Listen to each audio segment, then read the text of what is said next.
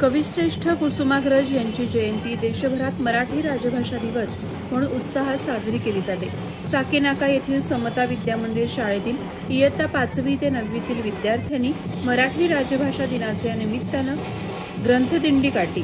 समता शिक्षण संस्थेचे सचिव राजेश सुभेदार, कार्याध्यक्ष ज्योती सुभेदार यांच्या संकल्पनेतून या दिंडीचं आयोजन करण्यात आलं होतं। सकाळी 9 ते 11 वाजेपर्यंत ही दिंडी साकीनाका परेरावाडीपासून टिळकनगर असलफा मार्गे टाळ, मृदुंग, वीणाचा निनाद करत काढण्यात आली।